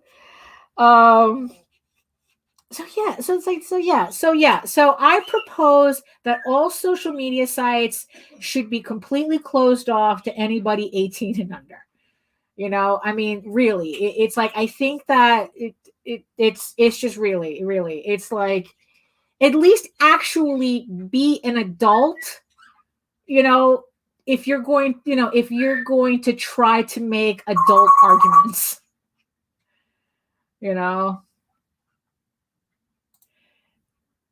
Oh, yeah. So, because Nita got blocked on Facebook for mentioning, that Meredith is Asian, and poof, And it's like, but also it's like, but that brings up another issue too, where you have, companies like Google and YouTube, where it's like they're multi-billion-dollar companies.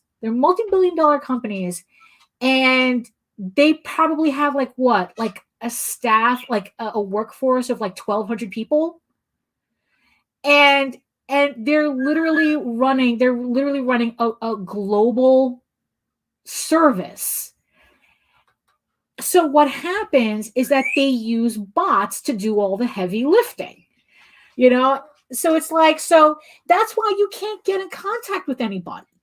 It's like you're busy fighting bots. You know, it's like, oh, you know, they put in, you know, it's like, oh, you know, like the whole, yeah, I get it. It's like stop Asian hate and all that, you know, because of the dude that shot up the massage parlor or what. I don't know. It's like all these shootings kind of run into each other now. So I don't know which, you know, I can't keep up. You know, but then it's like, then they have the bots set up. But the second you mention Asian, it automatically bans you. It's like, how is that helpful to anybody? You know? Wow. Yeah, thank you. You know, so yeah, so that's a whole other issue. Get children off the internet and bring real people back to oversee you know, to moderate, you know, to be moderators.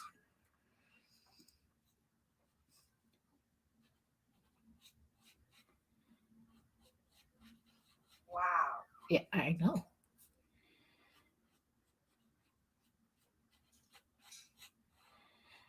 Yeah, sometimes it really bothers me how furry Oswald has gotten over the years. So it's like, I don't know.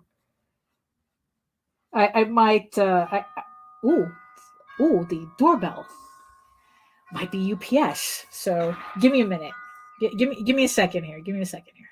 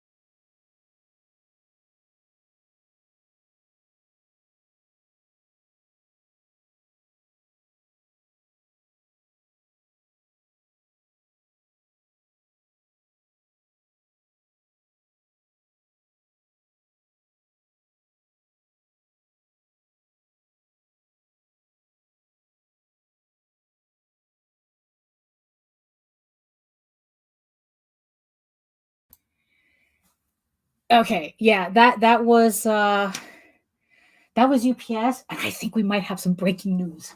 Hold on. So let's see.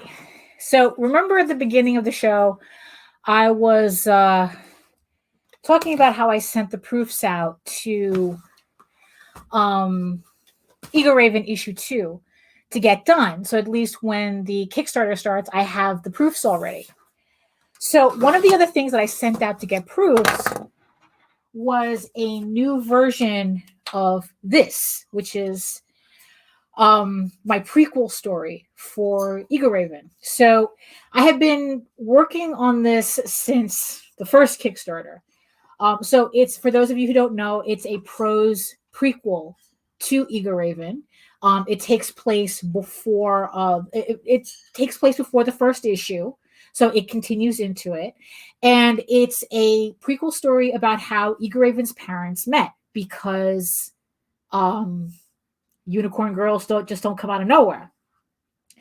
So I was working on the formatting, trying to figure out a way to come up with a nice, I don't know, a nice format for this. And this was about, I figured, oh, let me do a comic book because it matches, you know, because it matches the first issue. But I wasn't really too crazy about it, you know, especially when I started thinking about, you know, doing trade paperback. And actually I started playing around with the idea of the trade when I was doing the Tall Tales trade paperback. because I mean, look, I really like the way this came out. And I'm like going, damn, maybe that's the angle I should take. Maybe I should take this and just make it into a trade, like a perfect bound, because it's not collecting, it's its own thing. So to make it perfect bound, and I think I just got the proofs in. Hold on.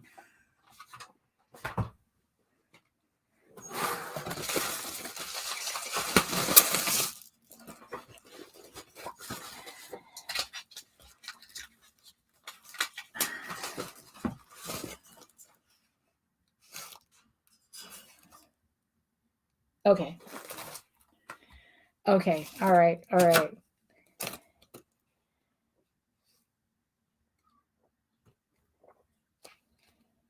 Okay. All right. So yes, my proof came in. So I got my proofs. So this is the square bound edition of this book. Okay. So this is what I originally was going with. Didn't like it. So this is what you're going to be getting in the Eagle Raven issue 2 Kickstarter. Because this is exactly what I was looking for. So as you can see, it's perfect bound. Okay. Set up. Yeah, this is glossy cover, the whole thing. This is exactly what it was. And I'm loving it.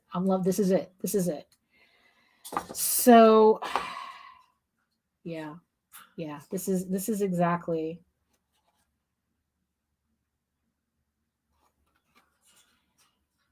Yeah. I you know what? I think we got it, right? I think we got it.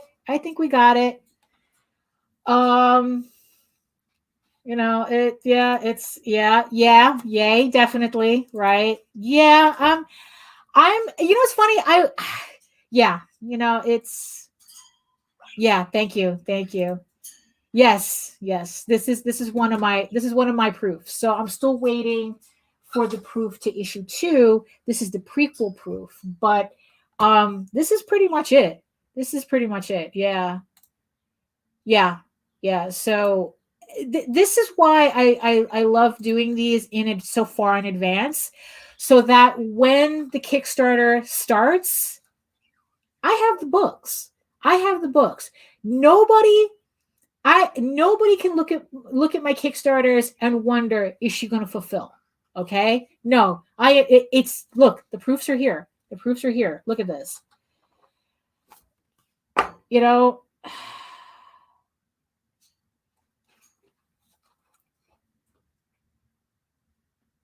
That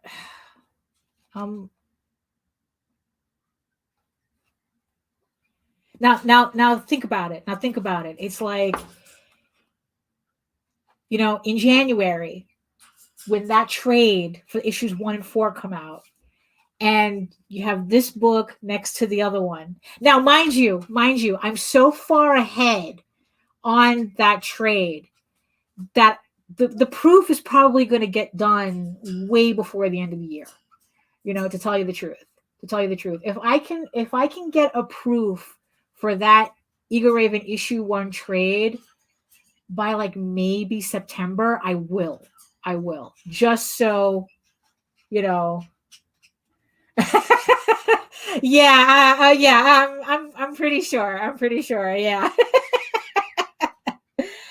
So, yeah.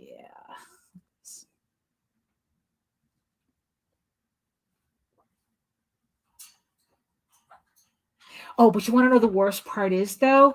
So I go to the door and I see a package there, and it's not this package. And then I look at the label, and it's the next door neighbors, and they were at the same time getting a package. And what had happened is that the UPS guy switched our boxes. So they had my books and I had whatever it is. So we literally did the trade-off. I was very happy that we were at least all there at the same time, because I would have been upset if these books had disappeared. Although okay, so the neighbors would be reading the book all day. It's like,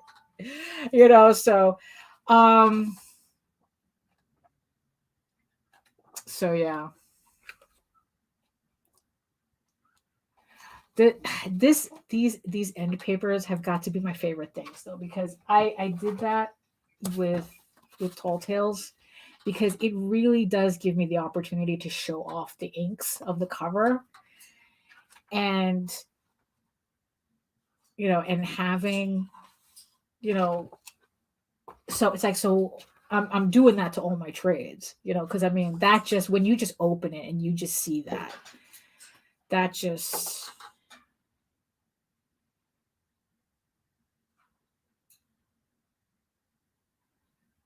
yeah.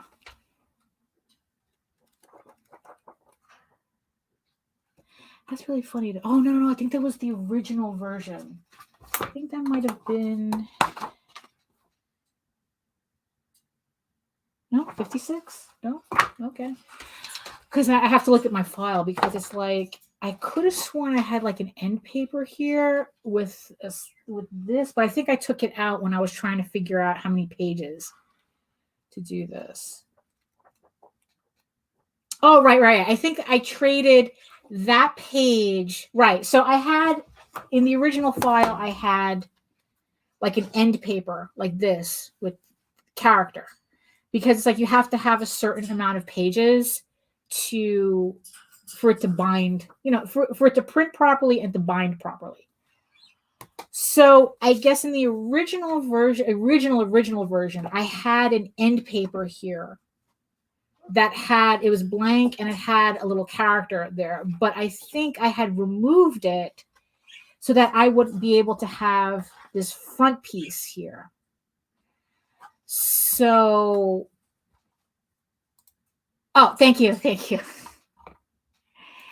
So I think I would have to check. I don't know if that, I mean, because if I wanted to put that page here, I would have to add an extra 4 pages. And I don't want, and then that would give me an extra blank page, and I don't want that. So this is probably how it's just going to. Let me make sure that, oh, guess what, guys? This is a misprint. Guess what? Yeah, here it is. Here's the end paper. There it is. That's how it's supposed to end. See, you have that, and then you have the end paper. So this one is missing a page, but it could have fooled me, right? It's like, I thought maybe I should, no, it's actually supposed to look like that. So this is how, yeah, because the other books seem to be correct. So yeah, so that's how it's supposed to end. So you have the little blank and the little character, that's it. Yeah, rare misprint, really. Yeah, that's exactly what it is, because this is how it's supposed to. So I bought 10 of them. So let's see. So what do you think? Should I also raffle off the misprint for on Monday when we do the live stream for the launch? So it's like, so maybe we could do 2 raffles, huh? Yeah, it seems like, it looks like every other proof is correct except for that one. So it's like, so what do you think?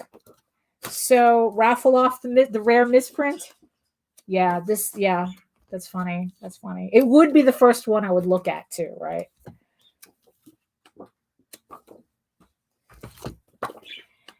Yeah. So this is our rare misprint. So yeah, yeah, I know, right? Let's get this thing to CGC. Yeah, you know what? Yeah, okay. So you know what? Let's do that. Let's do that for Monday. Add a little extra zest to it. So there we go. So on Monday, I guess it's like, so it's like already, it's like I already got the my 10-minute warning to start wrapping up the show. So it's like, look, we got a little artwork in, you guys got some ranting in, it's like, it's like, we had a really fun time, even if it wasn't as productive as I was hoping. Who cares, right? It's like, it's a live stream. We'll, we're all hanging out, because this is as close to a convention we're going to get right now. Okay, it's like, because this is what being at a convention is like. It's like, you don't go to a convention to get work done, so you don't go on a live stream. Yeah, I know. Yeah, well, you don't go on a live stream to get work done either. It's like, I guess if I really wanted to do that, I'd do like a silent, live stream. One of the ones with the music and whatnot, and just work. But yeah, so it's like, so technically it's like a convention. I'm sketching here, we're talking, we're doing stuff, so that's what it is. So let's I guess begin to wrap this up. Maybe it's like, and at least we're ending on a high note. I got my proofs. They look great. This is exactly what you're going to get in the Eagle Raven issue 2 Kickstarter. It's going to be available in the levels and as an add-on. So if you wanted to buy extra copies, you can. So it's all going to be available. So okay, so let's do this. Okay, let's begin to like wind it down a bit. Okay.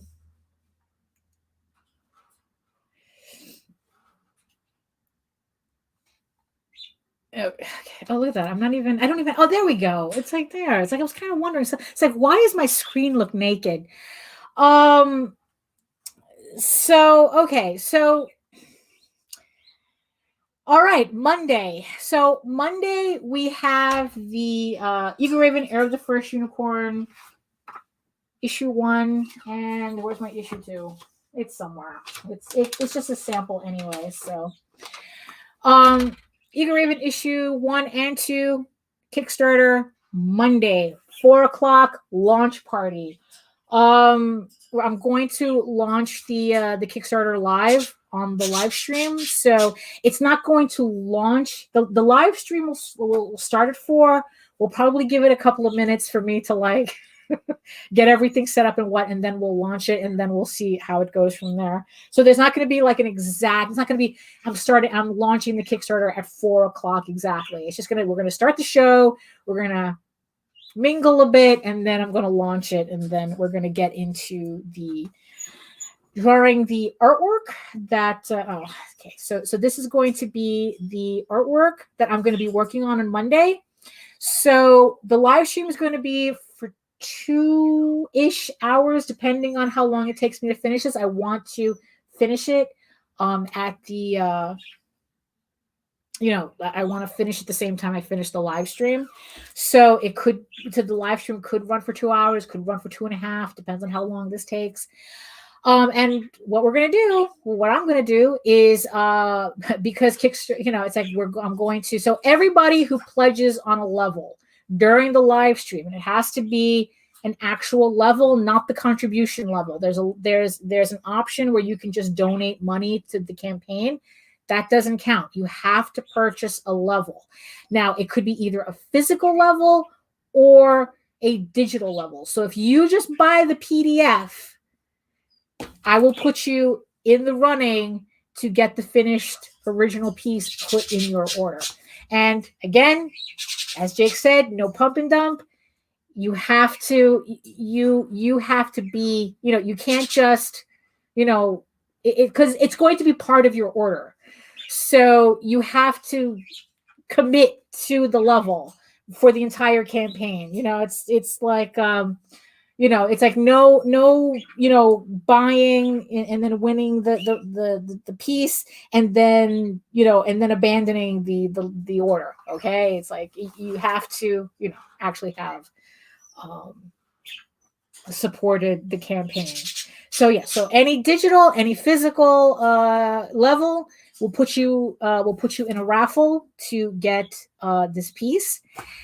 And thanks to a printer, a very, very minor printer mishap, we will now have a copy of the prequel Legend of the Silk Rose to raffle off as well. So if you don't win this, you can win a copy of this. And what I'll do is I'll make it a little special. I'll make it a little special for the live stream, so that the book is literally a 1 of 1. So we will do that. So yes, so that's what's going to happen on Monday. So 4:00. Join me, pledge, support often. It's like the whole thing. So yeah, so 4:00 on Monday, we're launching Ego Raven, and then it's just it's a lot. It's a lot. Yeah. I'm happy to oblige, Jake. Happy to oblige with the rambles. An auction. I don't. I don't know. You know what? Let's see what happens, because like an auction, because you're gonna outbid everybody. I know. Yeah, it really was. Yeah, it's like, we covered everything today. Yeah. So so it's like, I will. Yeah, most. I look. Yeah, we'll. Monday. So that's, so I guess we'll end on that, I guess. So there we go. So okay. So thank you, everybody. Thank you so much for making it through another live stream. I mean, we didn't get a lot of art done, but we had fun. We talked a lot. So it was good. It was good. So extra love to everybody in the chat. If I missed you for some reason, you're all, it's like, I probably saw your comment and just neglected to mention it, but don't worry. It's like, I saw you. I appreciate you. I thank you for all the comments, for interacting, so it's like, I'm not sitting here just talking to myself. Thank you very much for everyone showing up. And as usual, you can check out all my social media, my main social media site here. I mostly hang out on Facebook. So if you want to see like works in progress, you want to talk to, like you just want to see me posting regularly, I usually do it on Facebook. Twitter, not so much. Although if you kind of want to see me act up a little bit, it's on Twitter, but it's nothing really that exciting. It's Facebook. That's where it's at. That's where I put up a lot of work in progresses and stuff. The short story that I'm currently working on. I mean, it's like, I do that with Patreon too. Although Patreon gets more stuff, like the story that I'm putting up, Patreon would get the full version that's in color and with the lettering in it, so they can actually read the story. So. So it depends on what you're into. So yes, you can check me out here. You can see all my links at egoworks.com. All my galleries are there. It's like you can go to my DeviantArt, where you can see the fanfic that I talked about.